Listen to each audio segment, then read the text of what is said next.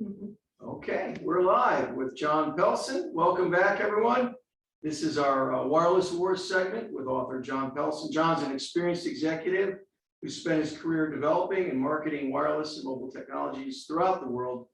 He's an author of Wireless Wars, a best-selling book that addresses global conflict between China and the rest of the world and the state of 5G telephony and China's domination of the telecom equipment sector. And of course, everyone here at one level or another deals intimately with telecommunications equipment. So we thought this big picture input from Jon would be quite timely and quite useful.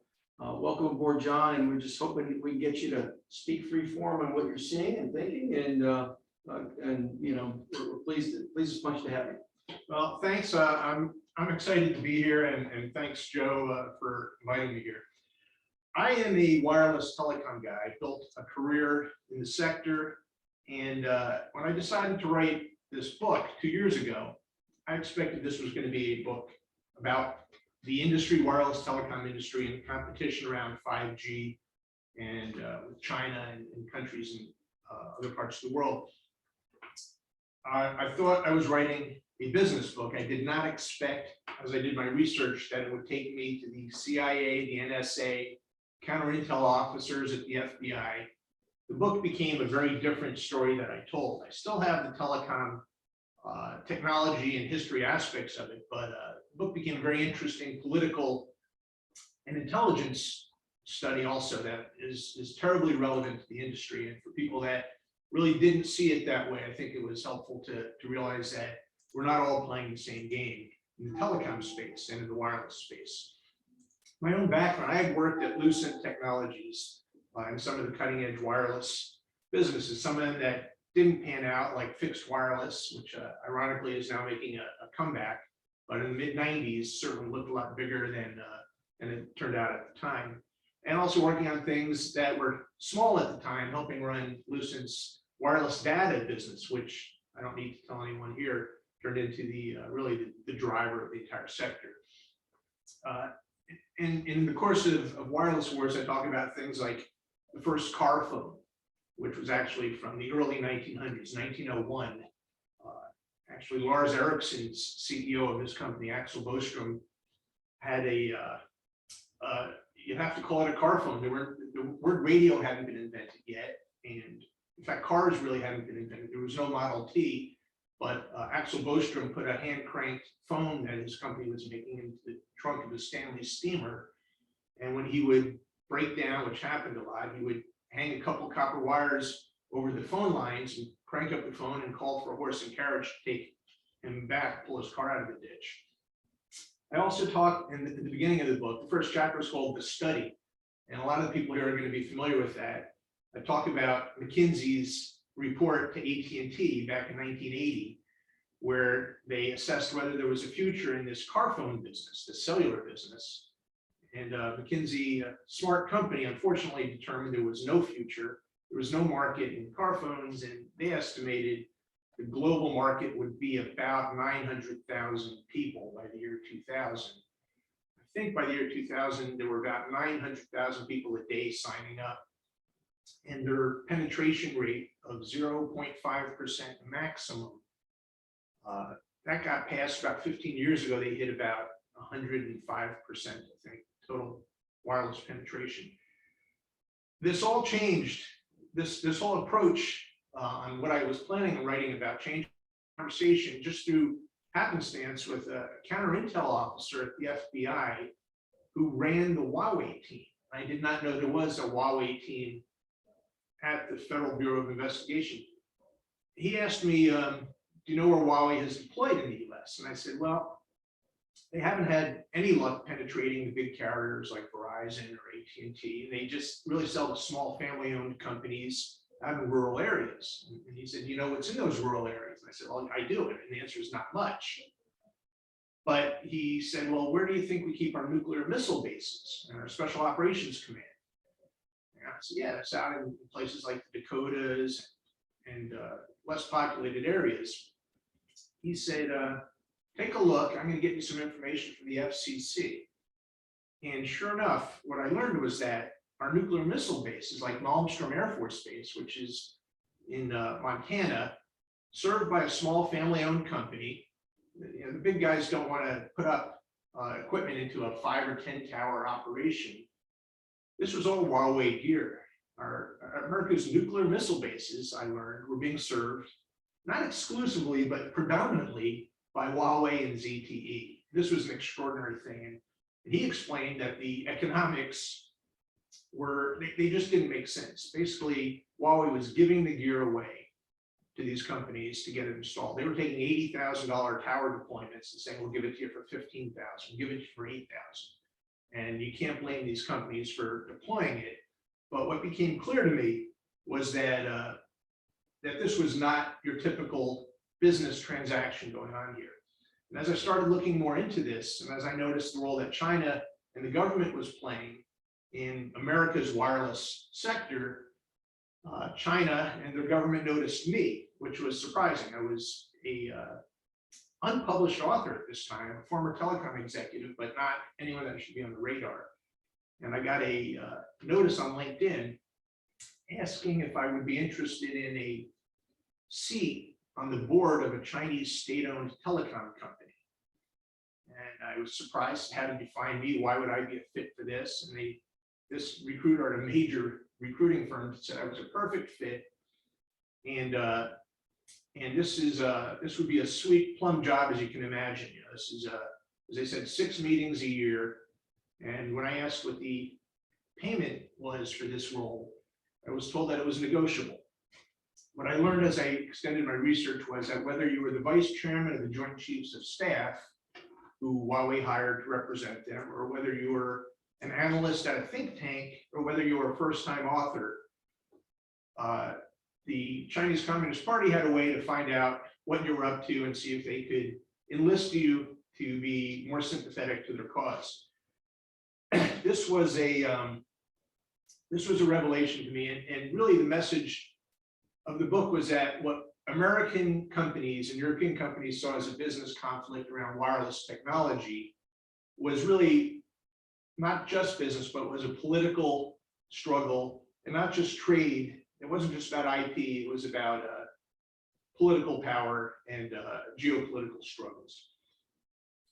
The fact is, China's business initiatives, from their low-cost manufacturing and R&D to their other Belt and Road and other initiatives around the world, and to their involvement in 5G and the standards organizations, really is very closely intertwined with their political and government ambitions, all part of a means to an end.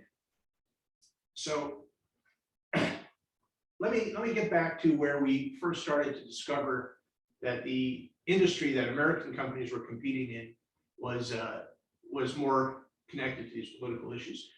It was in the late 90s that American companies began to move manufacturing into China. And one of the things I talk about was whether this was a short-sighted, boneheaded move by American companies, and for that matter, European companies. The rules were, at the time, unthinkable. You can set up in the country, but you have to operate a joint venture to manufacture here. Not only that, but you have to transfer your wireless technology to that joint venture. This was something companies would never have considered if they were locating into Europe. They never would have. American companies wouldn't have turned their technology over to the Europeans. And the European companies, Nokia, Ericsson, Alcatel, would never have thought to turn over their technology to Motorola in order to be able to operate or manufacture in the US. But that was the rule there. What I learned talking to the executives, and some of them, many of them were my colleagues from my time at Lucent and at British Telecom, what I learned was that, first of all, there was no concern about turning technology over to Chinese companies. You gotta remember that at the start of this year, in 1980, China's GDP per capita was about $300 a year. That was lower than Sudan. Mid-90s, China was really having trouble making anything, even as simple as a coffee pot or any manufactured device, let alone sophisticated electronics, in the early 90s. These companies realized that not only did they have access to a market that was huge, and one of the customers that Lucent was selling to in the mid-90s has gone on to have 950 million subscribers to the global network. China added more customers through the 90s and early 2000s than the rest of the world combined. You had to be in the market. You weren't afraid that they were going to steal the technology, but maybe most importantly, if companies like Lucent and Nortel had not moved their manufacturing into China, and Alcatel and Nokia and Ericsson had, the American companies would have been put out of business in just a couple of years. Because when Sprint went out to bid on a contract, and Lucent, who was making something, whether it was in Oklahoma City or Shreveport or wherever their factories were at the time, Whippany, if they had come in and bid $100 million for a build out, and Nokia came in and bid 40 million or 20 million because they were making it in China, doing R&D in China, Lucent would have been put out of business in no time. So they all had to be there. And as the Americans saw it, this was a great thing. This is a country, China, that we were trying to bring into the world economic model. And we raise up China's fortunes, and we create just a bigger customer for our own products and a bigger supplier of goods for the US. It all was, it seemed like a good idea at the time. Obviously, things took a turn after the 2001 downturn. So I want to get back to it, the intent of these companies that were locating there. Every job I've had in business was driven by one thing, which was the financials. Your intent is to build a business to make money. Whether it's a product launch, a startup, anything, the analysis is on the financials. That was not the case with the Chinese giants that were just taking root there, especially Huawei and ZTE. For these companies, it was more about mission. And that was a result of having the government have such a heavy hand in their management and their direction. ZTE was a quasi-government owned company. Huawei is a completely private company, but you look at their ownership model, and what you see is that Huawei it was technically employee owned, but the employees have no vote in the company. The votes are done by a board that is staffed by the union. The union answers the more senior union is controlled by the Central Committee of the Chinese Communist Party. So the government ultimately had to say. And Huawei was a very dangerous combination for European and American vendors because they were really, really well run, very aggressive CEO, very smart engineers, and the backing of a government that would do whatever it took to help them grow their share in the world, even if it meant losing a lot of money and not being able to turn a profit during the period, as long as they really insinuated themselves to markets all over the world. That means that if you're buying from a Chinese manufacturer, they're playing a different game than the American manufacturers are. And incidentally, this is for any strategic business really coming out of China. And incidentally, a lot of the businesses that are coming out of China are considered strategic, whether it's telecommunications gear or whether it's industrial equipment, power distribution, or for that matter, TikTok videos. There are a lot of ways that China was helping its companies win. They were bundling aid projects for the purchase of the products, but they were, the most important thing is that there was massive subsidies. And people say governments give subsidies, European countries do, US companies receive subsidies. Cisco, over a period of about 15 years, received about $45 million in government subsidies and tax breaks. Wall Street Journal found that over that same period, Huawei received around $75 billion. And that lets you know there's no way a company will ever make that money back, no matter what kind of market share they take or what kind of pricing they move to in the future. So you realize this was really a different game that was being played. American companies, Nortel, Motorola, Lucent, were effectively bankrupted. Alcatel and European players almost driven out of business until now. You have Huawei, who, when I started writing the book, was close to 130 billion, bigger than all the biggest competitors in Europe combined. So, you know, this was a very successful initiative. I looked at some of the bids and spoke to some of the executives at American companies. Spoke to Sprint's leadership, Dan Hesse and Steve Elfman, who was the head of the network for Sprint. Talked about their big bid that they had put out for their 4G network.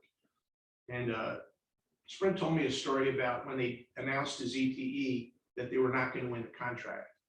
It was about a $4 billion piece of business. And the head of ZTE called Steve and said, tell you what we're willing to do. Now, he thought they may even knock another 30 or 40 million off. They're already the low bid by a lot. And the head of ZTE said, we will take $800 million off of our price, and we'll throw in all the 3G gear for free. So his best and final, he came back and took another $1 billion off. And this is where you realize this is not a business transaction that's underway. This was a company that was willing to do whatever it took to get its equipment deployed throughout the nation. So I learned that this was a pattern throughout the world, that the pricing was giving this kind of advantage. And when you think, well, China was making it in China, they had lower labor costs, they had lower R&D costs. That was why they got this price advantage. But of course, the fact is, by the early 2000s, all manufacturers were making everything in China. They were assembling in China. They were doing a lot of their R&D there. So, you know, the factory for Huawei was down the street in Shenzhen from the factory for Ericsson or Lucent. There should have really been no price advantage. And you think, what's the real danger for a carrier who's deploying their equipment? Well, we learned with COVID that you can have a political danger if you have a country that can be, the leadership can be quite petulant if you challenge them and they're willing to flex their muscle. But you also see with the technology itself, there were dangers. The African Union building is a complex in Addis Ababa, which hosts all of Africa's business, political, and military activities. And China donated the entire facility, over $200 million. They offered the money, and they equipped the building also for free with Huawei and ZTE equipment.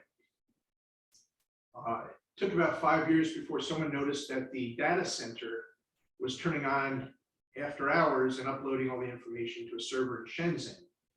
So this, it was clear that all the information on transactions in the continent of Africa were being observed and monitored by by the Chinese Communist Party authorities. They ripped out all the gear. They replaced, I think, with Cisco servers. Huawei was kind enough to offer to send its engineers in to set up those new servers. And I don't know what the word in Chinese is for chutzpah, but I think it was a pretty good example of that.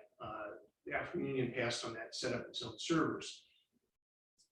This is just an example, though, of what dangers you had. In the US, you saw things like Tappy, the robot that T-Mobile used to test phones. And this was a really, really clever robot that worked like a hand, and you could use it to test thousands or hundreds of thousands of transactions on a phone to see about how well the phones held up.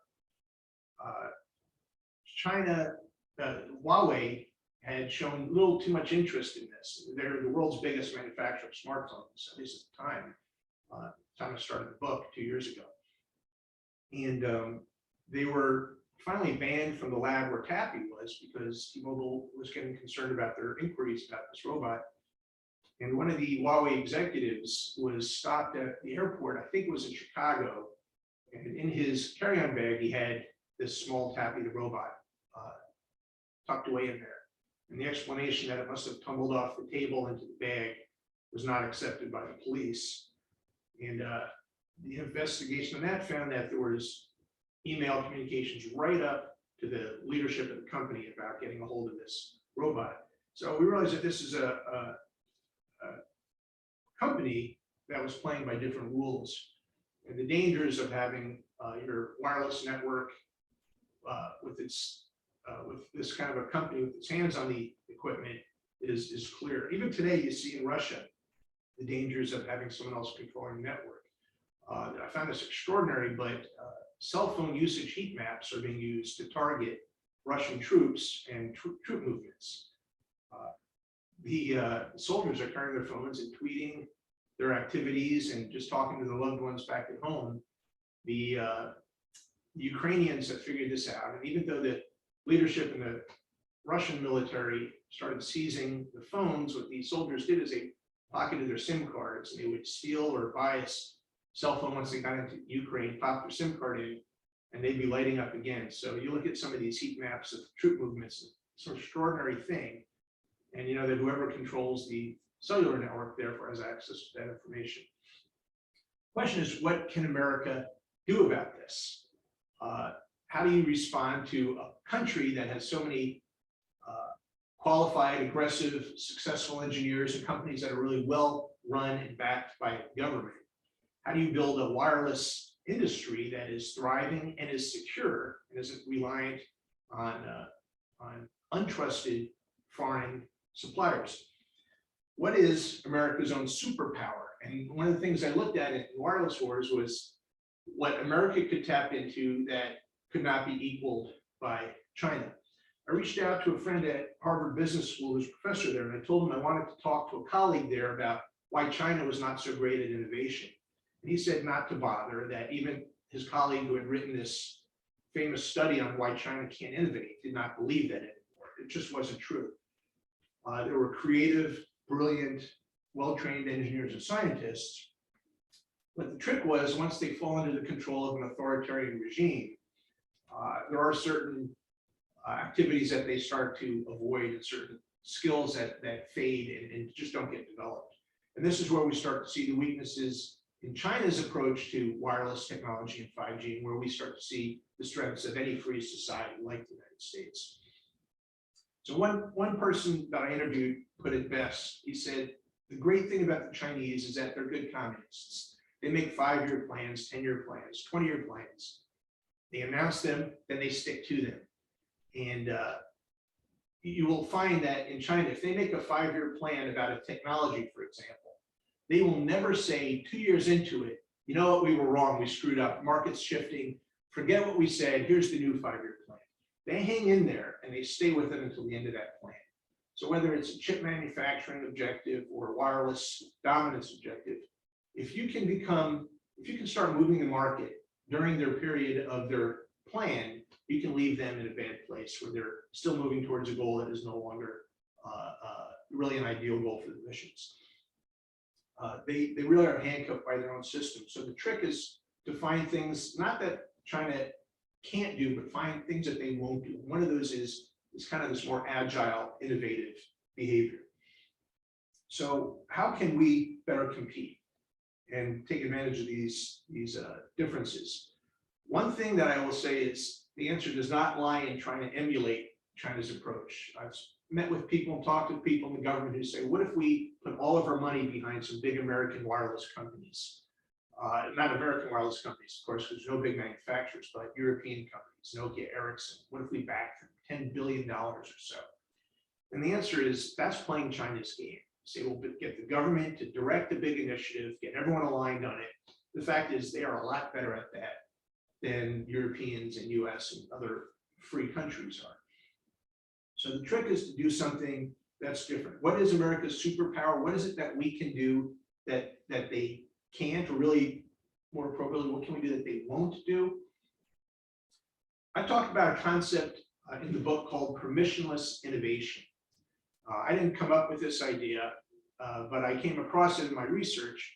And this is this disruptive, innovative model where instead of saying we're going to take something and make it better, you say we're going to take something that no one has asked for, and customers don't know they need, and isn't really socially acceptable, may even not be legal, and we're going to go all in on it. And examples of this might be Uber or Airbnb or Lyft, even Amazon. These are companies that said, we're doing something that's not okay. You're not licensed to pick up passengers. You're not zoned to be a hotel. You have to pay taxes, sales taxes. Amazon can say, we're not based anywhere, we're not going to pay a sales tax. These companies created breakthrough ideas. They created literally trillions of dollars of value. And it's interesting that almost every one of these permissionless innovation companies is US based. You have some like Spotify that are based in Europe. You have none of them that have launched and been successful in China, with one partial exception, which I'll talk about. But these breakthrough companies can do things that are so disruptive, the government tries to stop it. And these companies face the government in court and they win. They sue, they get brought up on whether it's civil or criminal activity for what they're doing, and they face the government court and they win, and that becomes its breakthrough in innovation. They don't win every time, but they win enough that you create this new value in the market. This is really unleashing the capabilities of free societies through breakthrough innovation. The models that I talk about on this really draw on agility, dynamic, open ecosystems in the wireless space. And these are trust-based market interactions that can give an advantage, especially to a country in China where there's not as much trust, really very little trust in what the government is going to do and the transparency. So there's some examples I would give about what China would find hard to respond to. And I don't want to suggest that open radio access networks, Open RAN, is the answer to all this, because I've been in businesses that were disruptive and they were the next big thing. Talked about fixed wireless, and I know the challenges that they have. But if it isn't Open RAN that will find the advantage, and it will be something that looks like it, and that it'll break open the hold of the single controlled standard. So if you look at the security considerations that come from open networks and software-defined networks, you move away from the traditional black box security where a company says, we built this, we've secured it, and you're going to be okay using our product. There's concerns when you go to an open architecture, you no longer have that team that's giving you the assurance. This is absolutely true, but that's kind of the fail-safe model that they're using. And I think more of the world has turned to what is called the safe fail model, where you say, all right, we don't have a single assurance. We don't have a high, thick wall that's protecting us, but there's much more flexibility. If there is a failure in software or hardware, you can pull it out and replace it with something that's better trusted. With an open system, you have much better scrutiny, more sunlight on it to see where there are problems. So I think moving away from these controlled, centrally planned models to more open, software-defined models starts to improve on the security aspect. You have the encouragement of ideas that are dangerous and disruptive that fly in the face of these core values when you're doing these kinds of models. And you talk about why China can't replicate that. I would just give you one example. I talked about how all these permissionless innovation companies are based in America, just about. China has a great entrepreneur, Jack Ma, the richest man in the country, beloved figure. He's a hero entrepreneur in that country. And he was giving a talk about 2 years ago. The person that spoke just before him was from the government ministry, and he was calling for greater regulation. Jack Ma followed with a short speech where he said he was about to launch his new financial services, digital services company. Brilliant innovation, really breakthrough. Nothing in the rest of the world like it. Nothing in the US or Europe had come out like this. And he said, you can't regulate an airline the way you used to regulate a railroad. You can't regulate a digital financial services company the way you regulated a bank. Jack Ma disappeared. China took him away. They shut down the IPO of his Ant company, which would have been a $100 billion plus IPO. They destroyed hundreds of billions of dollars of market value. They made him shut down his MBA, his business school that was going to teach entrepreneurship to other Chinese executives. And they made the lesson clear that this is not acceptable to be challenging the government to be that disruptive. And that's where you start to see that there's advantages to be had in turning loose your own companies to do really breakthrough innovation. So I talked about the examples of things that we can do that can't be replicated. The more open approaches rely on areas where China may not be weak, but they're not the dominant suppliers. And this is areas like cloud. As you move the wireless network value into the cloud, this is big American companies, AWS, Microsoft, Google. If you move to software-defined services, software strength is coming really from America and from India. You move to complex systems integration. This is Indian companies, American companies like Deloitte, like Accenture, European companies like Capgemini. Again, the Chinese are not dominant in systems integrators. And you look at Silicon, which is still a strength in the US and strong in Taiwan, of course, the leader, and in artificial intelligence. As you move to these areas, you get strength more in free parts of the world and not in the authoritarian areas. How do we win? You know, the Chinese have scale, they have cost advantages, they're unconstrained. We don't win by playing their game. We win by tapping the strengths of a free society. What would the world look like in this model? I think the suppliers of wireless networks will look less like 2 or 3 really good smart companies like Nokia and Ericsson, and it'll look more like other industries in the internet, where you have great ideas coming from a new antenna company in New Hampshire who's got a new algorithm for steerable beam, or a software package from some Caltech junior working out of his dorm room that can be used for network control for call management. None of this has been possible in the current model. And I think if we can turn the market loose to that, America is going to see enormous strength and growth, reductions in cost, improvements in services. This would be built on faith and trust and confidence in a shared value system and in a trusted ecosystem. And it would be disruptive. It's not a sure path. It would be hard to do, but I think it's impossible for China to respond in kind. And I believe it's the best hope for the world to build out a secure, trusted ecosystem to deliver 5G and other wireless services, and give us support the industrial revolution, the fourth industrial revolution that we're just now on the cusp of. Thank you.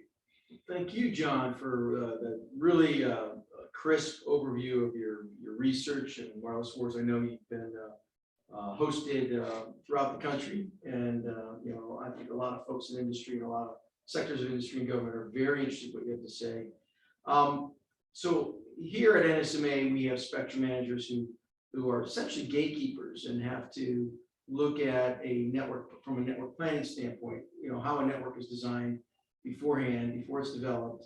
Obviously, acquire the spectrum, understand what type of technology is going to be available to utilize the spectrum, map out, you know, in terms of often many years, you know, how to groom that spectrum for usage. Of course, all that entails equipment. Do you have any advice for folks who are operating anything from a small WISP, wireless internet service provider, to the biggest, you know, wireless companies, as well as the wireline companies, which are often hand in hand with the wireless companies, because all the wireless companies eventually drain into almost always into the internet and into data centers and things like that. How would you give them any sort of benefit of your knowledge for as they plan to acquire equipment, et cetera? Well, you know, the big challenge, this is one thing that I was asked about: why would these companies buy equipment from Huawei, smaller companies? And the answer is, first of all, if the big carriers, big vendors are not even really calling on them, and it's not against the law, and the US government hasn't said this is an untrusted, dangerous vendor, how can you not buy something at 10 cents on the dollar and deploy it? I honestly find no fault. No one in this country is supposed to be patriotic and spend 5 times as much when they could buy a legal, allowed, FCC compliant system that also comes with better service and support than the big vendors are going to give. So my argument, I am not someone who argues that the government should be restraining and restricting American companies. But when I've spoken to people at the FCC and the Department of Commerce, I argue that you have to ban the sale. You have to block companies from being allowed to buy some of this equipment. And you have to recognize that there therefore has to be another way that they can equip their networks. Now we have rural subsidies for old-fashioned telecom access, and now we have this huge federal budget for what's turning into more fiber access. Seems like it's a bit, I'm probably speaking to the right audience, and it's a bit behind the times to say broadband access to rural areas will be delivered through fiber. It doesn't make a whole lot of sense. But if that kind of assistance is given to the rural carriers to say, we'll help you pay for equipment that's coming from either Nokia and Ericsson or or Samsung, or will help you with transition to newer open vendors. That's one of the things to help with. I do think you have to make it so that that temptation goes away, and the competitive edge of another carrier saying, well, we'll put in the cheap equipment and we'll own this market. You have to put that wall around it.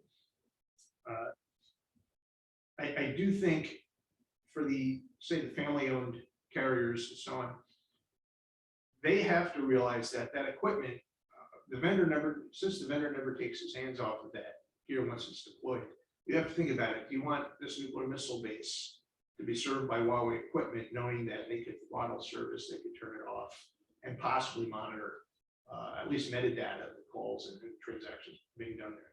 So the federal government has to step in. I will tell you from my conversations with people in these organizations, and it's good, I'm excited that they're bringing me in to talk about it. They know that they have to do something different here. And even with the rip and replace program, that no one wants to rip out 4G equipment and replace it with 4G equipment. They want to put it in new 5G, that's barred, that's not allowed. Well, they can now put them in a terrible place saying, rip out all your 4G, put in old Nokia 4G equipment. No company wants to run stuff like that, and they're starting to catch up to this. Well, appreciate that perspective. We also just heard from Ira Keltz, who's Deputy Chief of the FCC's Office of Engineering and Technology, and he noted that the OET and the FCC have recently launched an inquiry or notice of proposal rulemaking around national security matters with equipment. Are you being tapped for that? Are you maybe aware of that? I've been talking to a lot of people in his agency and some of the related agencies, and in fact, the interesting thing that seems to be lacking, less so at the FCC, but certainly at the other parts of the government, is the business perspective. They look at a lot of this either in terms of intelligence and politics, or they look at it maybe in terms of trade and commerce. But one of the points of wireless wars was that China is engaged not at that high level, but at the down in the dirt business transaction level. They're making commercial products that are being sold to commercial companies that are there for a political purpose. And so you actually have to get involved in this deployment of gear to be helping secure America. It seems so mundane, but it's really where the battle is being fought. The FCC is probably one of the best because they know the technology so well. So if you were king for a day, what kind of assets would you give the FCC, or where would you, if they had an unlimited budget, that kind of thing? How would you mold it? Well, one thing that I've told them, in fact, I had a meeting where one of the people said, suppose we had $30 billion to spend. And from the way they said it to me, they weren't saying suppose. I mean, I know this is the kind of numbers that they're talking about. My response was, there's not enough money for you to spend on this that it can't all be wasted. I worked on a project at Lucent where my product spent $500 million before we shut it down without the customers. That was one part of one company because it wasn't done right. We didn't have a market that wanted what we were making. I'm not going to name what market it was, but remember, I did start out at fixed wireless. So what I did tell them was, it's not just about the volume of spending.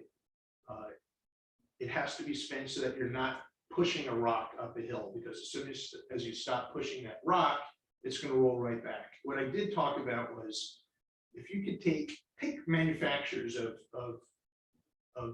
network equipment on the small American side, there's really only, you measure it in the dozens of companies that are of any size, a few $100 million maybe.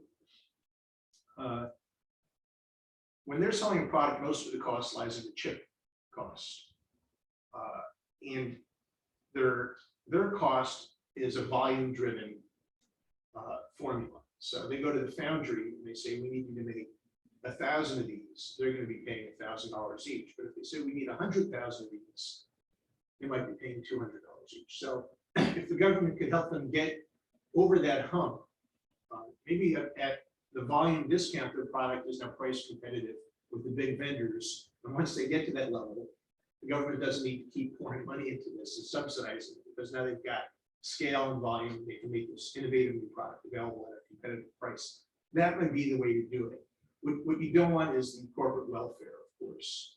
And so that's a fine line. And if I could answer, in 2 minutes, it would be probably a false answer. It's a complex problem, but I do think it has to be directed towards getting companies over the hump, instead of having a subsidized industry in the US that is only there because the government's writing checks. They'll be writing checks forever. And that will fund kind of a business corruption. I don't mean a moral corruption, but it won't be the discipline that you should have on a proper company.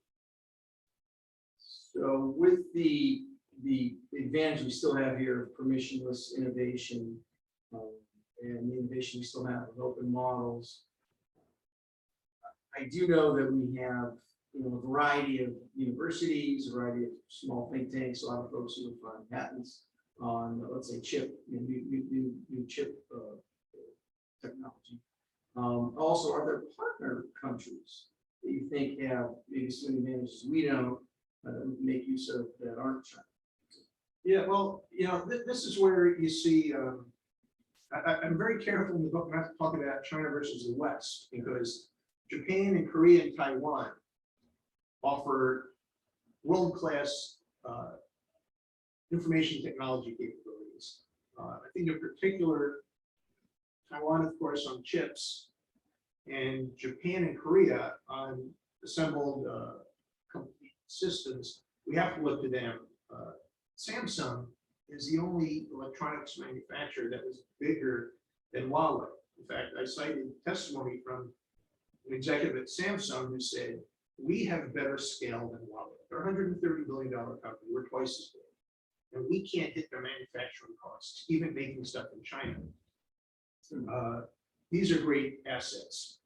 You've got companies, when it comes to low-cost manufacturing, you've got Asia with places like Vietnam can be a source for low-cost manufacturing, highly motivated workforces. In Europe, you've got companies like Nokia and Ericsson, and speaking to these companies and some of the experts in the field, they've pointed out that if we do move to more open architectures, that's not the end for Nokia and Ericsson, because the integration becomes the most important part now of the network. And integration, even the companies like Accenture, who are very good at that, can't really match the expertise of an Ericsson or Nokia when it comes to complex communications network integration. These guys in Europe are expert. And of course, India offers this massive pool of talent and technology skills that can be used in this new kind of a model for the software aspect of it. So I think all over the world, it's going to come. Brazil has so much to offer. Countries that have played a role more around the edges, I think, are going to become central to what we're doing. Excellent. Have you seen any examples of China choking off supply to anyone? Well, you certainly saw it in non-technology. After COVID, Australia asked for an investigation into the origins of COVID, and China cut off their trade deals. They stopped importing products that were kind of contracted to import, food products and so on. And deliveries of medical supplies suddenly went dry. Now, you can argue whether China was husbanding these products for their own use, masks, certain drugs, surgical gowns, and so on, or whether it was deliberate. We do know that, as I said, China, the CCP can be petulant. If they're challenged, they will do things like withholding materials. Has it happened in the electronic space? Well, they're understandably hoarding chips leading up to some of this mess. And when Huawei was blacklisted for imported chips, it did have a supply. I think it hasn't devolved to that point yet, but they've shown certainly a willingness to withhold things from companies and from countries as a political tool. And on the other side of the coin, what is the best way to be friendly with China? Well, the US brought them into the World Trade Organization about 20 years ago. It was not entirely altruistic. It wasn't America benevolently saying, we're going to give this for you. But it certainly wasn't antagonistic. We didn't do it because we thought it would screw China over to bring them into the trade parties that helped make them so wealthy. We didn't locate factories there as a charitable act. We located them because we had to, and we thought they're going to get rich by doing this. We're going to get rich. We're going to exploit their market by selling to it. We're going to exploit their cheap labor by using it, knowing that China would end up looking like Korea and Germany and Japan, which is they go from poor to rich, they become customers, they become suppliers. China seems to not look at it the same way. So the hope was once they get wealthy, how do you keep them down on the farm once they've seen how wonderful it is in a free economy to make your own purchase decisions, your own career decisions. So if you're a Chinese employee and you can quit your company and join a new company, you can start up your own company, raise capital. How do you say, yeah, but you can't vote for your political leaders and you can't argue against these ideas that we're being told you have to believe? Well, it turns out China was really good at pointing both ends of that. So the people in the country have this enormous freedom, and their wealth has not brought with it political and social freedom. In fact, the technology which we thought would liberate China through internet and open communications has actually turned around to be a surveillance tool. And if you are walking down the street in China now and you don't have your phone on you, you stop, especially Westerners. If you don't have a phone on you, they'll say, what's going on? Why don't you have your phone? Because they can't follow you, they can't track you, they can't listen to you, they can't see what you're purchasing or who you're communicating with if you're not carrying your phone. You have to use face unlock now to register your phone in China, so they know exactly who it is that's using that phone. How do you can only hope that somehow there'll be this liberalization that comes, and that perhaps Chairman Xi has gone too far, and his own people will say, we want more what we got under Deng, Chairman Deng, who allowed us more liberalization in our lives. And that's really the best hope. John, I can't thank you enough. It's been a delightful opportunity to hear from you and your deep research in this area. I think it impacts our entire industry. And it's good to have these insights. And hopefully you'll keep writing and we'll hear more from you as the days unfold. Okay, thanks. Thanks for having me. Thanks for being here. At 11, we have drone technology with Tom Brinkhotter and new RF developments in drone. Thanks.